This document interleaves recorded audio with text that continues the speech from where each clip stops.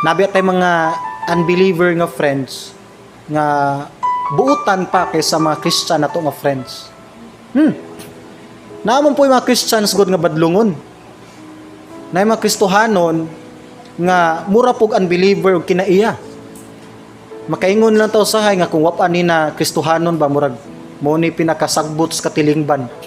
May na lang gina Kristohanon ni kay murag badlungon pero unsa nakagwa ni na Kristohanon no?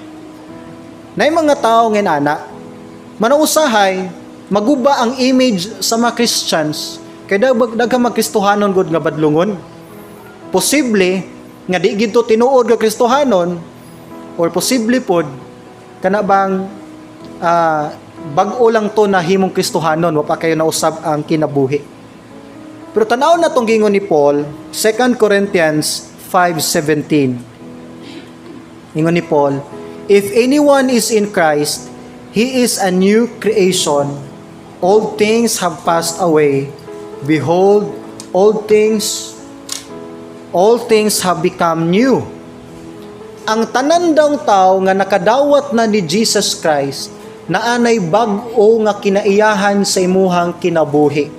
Paminaw maayo ha. Nagisgot ni sa atong new nature. Unsa man ang nature? Ang nature sa tao mao ning kinatibuk-an natong pagkakita. Once nahimo na kang anak sa Dios, dili lang part nimo ang nabag-o. Dili lang isa ka part nimo ang giprocess nagbag-o sa Dios. Ang imong entire nature gyud nahimo na siyang bag-o nga binuhat.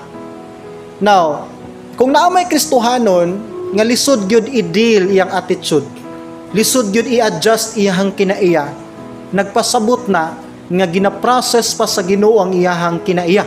Lahi man ang nakabantay tag sala, pero imo lang siyang iampo.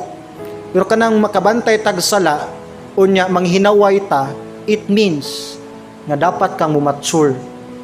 Kaya usa ka mature nga tao, makakita sa sala sa uban, pero mas pilion niya ang pagsabot sa iyang situation o ang pag-ampo para niya.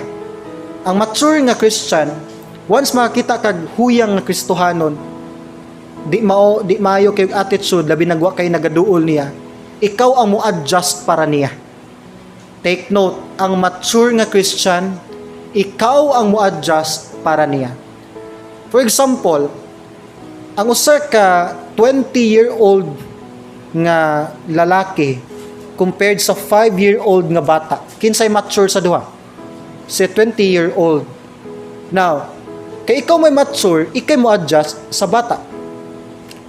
Kung malipay siya tagag lollipop, tagaan mo sa lollipop. Kung mo ni ikalipay niya, magbinata po ka usahay para niya. Kay ikaw man ang mature. Pero kung ikaw ang, it means kung ikaw ang dili ka-adjust niya, dili ka ganahan niya, dali ka mo judge niya, dili ka mo adjust sa usa ka tawo, it means kinahanglan pa ka mo mature. Oh. So kung dali ta makapansin og sala sa ubang tao, tan-awa dayon imong reaksyon. Mo react gani ka, manghinaway na gani ka, mo judge dayon ka, it simply means kinahanglan pa ka mo mature. Kay usahay ang ato biyang gibantayan, gipangitaag sala, mao pa day mas mature usahay nato. Muna nga musabot lang ta every time makita ta Kristohanon nga naapas iyang mga sala, napay mga failures, pwede ka mo advise, pwede ka mo pray, pero never ka mo condemn. Ayaw siya i-discourage, dasiga noon siya. Ngano? Kay naa na tay bag-ong nature o ginihinay nag-process sa Ginoo nga atong kabag-uhan sa atong kinabuhi. Kung ikaw ang unang nabag-o, praise the Lord. Sabta tong uban nga on process pa ilahang kabag-uhan. Amen?